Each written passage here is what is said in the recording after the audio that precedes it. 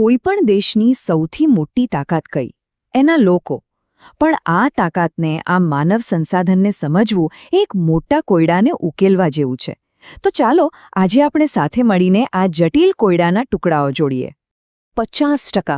જરા આ આંકડા પર વિચાર તો કરો. આપણા દેશની લગભગ અડધી વસ્તી ફક્ત અને ફક્ત 5 રાજ્યોમાં રહે છે. આટલી મોટી વસ્તી આટલા સીમિત વિસ્તારમાં કેવી રીતે? તો આ રાજ્યો કયા છે? એ છે ઉત્તર પ્રદેશ, મહારાષ્ટ્ર, બિહાર, પશ્ચિમ બંગાળ અને આંધ્રપ્રદેશ.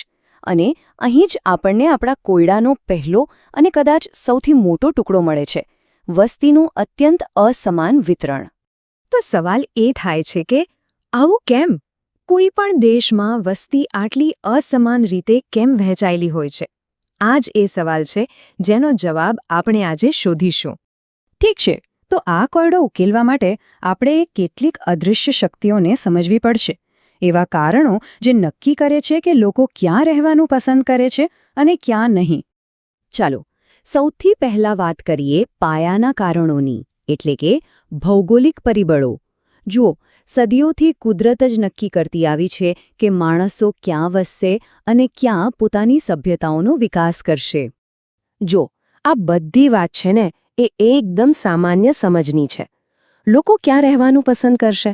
સ્વાભાવિક છે કે જ્યાં જીવન થોડું સરળ હોય, સપાટ મેદાનો હોય, પહાડો નહીં, આબોહવા સારી હોય, બહુ ગરમી કે ઠંડી નહીં, અને સૌથી જરૂરી પાણી અને ફળદ્રુપ જમીન. આ જ કારણ છે કે ગંગાના મેદાનો જેવા વિસ્તારોમાં વસ્તી વધારે છે, જ્યારે પહાડો કે રણમાં ઓછી. પણ વાત ખાલી કુદરતની નથી, બરાબર ને? આપણે માણસોએ પણ આપણી પોતાની દુનિયા બનાવી છે. સારી શાળાઓ, હોસ્પિટલો, ધાર્મિક સ્થળો અને હા, સૌથી અગત્યનું નોકરી. આ બધી વસ્તુઓ એક મોટા ચુંબકની જેમ કામ કરે છે, જે લોકોને શહેરો અને ઔદ્યોગિક વિસ્તારો તરફ ખેંચી લાવે છે. સારું, તો હવે આપણને કારણોની થોડી ઘણી ખબર પડી ગઈ છે. તો ચાલો હવે આ જ કારણોને ભારતના સંદર્ભમાં જોઈએ અને જોઈએ કે આંકડાઓ શું કહે છે. અને વિશ્વાસ કરો, આંકડાઓ ખરેખર એકદમ રસપ્રદ કહાની બતાવે છે. તો આ અસમાનતાને માપવી કઈ રીતે? એના માટે એક શબ્દ છે: વસ્તી ગીચતા. એકદમ સરળ ભાષામાં કહીએ તો 1 ચોરસ કિલોમીટરના વિસ્તારમાં સરેરાશ કેટલા લોકો રહે છે, બસ એ જ. હવે જરા આને મોટા પારે જોઈએ. 2011ના આંકડા મુજબ દુનિયામાં દર ચોરસ કિલોમીટરે સરેરાશ 54 લોકો રહેતા હતા, અને ભારતમાં 382, લગભગ 7 ગણો વધારે. આના પરથી જ ખ્યાલ આવે છે કે આપણો દેશ કેટલો ગીચ વસ્તી ધરાવે છે. પણ આ 382નો આંકડો એ તો ખાલી સરેરાશ છે. આખી કહાની તો આનાથી પણ વધુ રસપ્રદ અને કહો કે નાટકીય છે. ભારતની અંદર જે તફાવત છે એ તો ખરેખર ચોંકાવનારો છે. જરા જુઓ તો, દિલ્હી 1 ચોરસ કિલોમીટરમાં 11,000થી પણ વધુ લોકો, અને બીજી બાજુ અરુણાચલ પ્રદેશમાં ફક્ત 17. આ માત્ર આંકડા નથી, આ તો બે અલગ જ દુનિયાની વાત છે. યાદ છે આપણે ભૌગોલિક અને આર્થિક કારણોની વાત કરી હતી? બસ આ એનું જ ઉત્તમ ઉદાહરણ છે. તો અત્યાર સુધી આપણે જોયું કે લોકો ક્યાં રહે છે, પણ કોયડો અહીં પૂરો નથી થતો. એ સમજવું પણ એટલું જ જરૂરી છે કે આ લોકો છે કોણ. માનવ સંસાધનને સાચા અર્થમાં સમજવા માટે હવે થોડું ઊંડાણમાં ઉતરવું પડશે.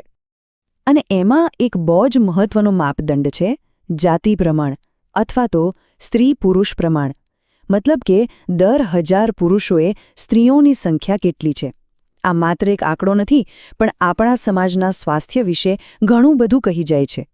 2011માં ભારતનું રાષ્ટ્રીય જાતિ પ્રમાણ હતો 943. મતલબ કે દર 1000 પુરુષોએ 943 સ્ત્રીઓ. આ સ્પષ્ટપણે બતાવે છે કે વસ્તીમાં એક અસંતુલન હતું, જે કોઈ પણ સમાજ માટે ચિંતાની વાત તો છે જ. પણ અહીં પણ આખા દેશમાં એક સરખી સ્થિતિ નથી. એક તરફ છે કેરળ, જ્યાં દર 1000 પુરુષોએ 1084 સ્ત્રીઓ છે, જે ખરેખર એક સકારાત્મક બાબત છે. પણ બીજી તરફ દમણ અને દીવમાં આ આંકડો ઘટીને માત્ર 618 પર પહોંચી જાય છે.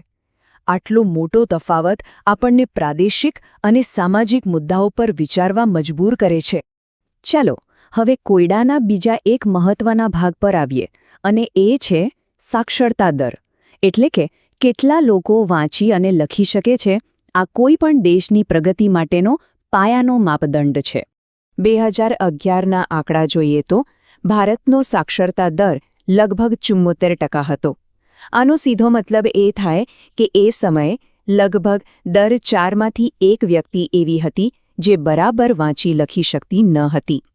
અને જેવું આપણે પહેલાં જોયું, રાજ્યો વચ્ચેનો તફાવત અહીં પણ જોવા મળે છે. કેરળ ફરીથી લગભગ 94% સાથે ટોચ પર છે, તો બીજી તરફ બિહારમાં આ દર 64% કરતાં પણ ઓછો હતો. હવે શિક્ષણમાં આટલો મોટો તફાવત હોય તો તેની સીધી અસર વિકાસ અને પ્રગતિ પર તો પડવાની જ છે. તો ચાલો અત્યાર સુધી આપણે જે પણ વાત કરી એ બધા ટુકડાઓને જોડીને આખી તસવીર બનાવવાનો પ્રયત્ન કરીએ. તો આખરે આ માનવ સંસાધનનું સમીકરણ છે શું? આને સમજવાની 3 મુખ્ય ચાવી છે. પહેલું છે વિતરણ, એટલે કે લોકો ક્યાં રહે છે અને કેમ. બીજું છે ગીચતા, જેનાથી ખબર પડે છે કે ક્યાં કેટલી ભીડ છે. અને ત્રીજું અને સૌથી અગત્યનું છે સંરચના, એટલે કે વસ્તીની ગુણવત્તા કેવી છે, જાતિ પ્રમાણ અને સાક્ષરતા દર જેવા માપદંડોથી. અને આ બધી વાતો ખાલી આંકડાઓની રમત નથી. આ પરિબળોને સમજવા દેશના વિકાસ માટે, એના આયોજન માટે અને આપણા સૌના ભવિષ્ય માટે ખૂબ જ જરૂરી છે.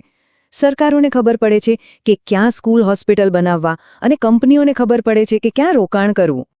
અને આ બધી ચર્ચા આપણને એક અંતિમ અને બહુ જ મહત્વના સવાલ પર લાવીને ઊભી રાખે છે.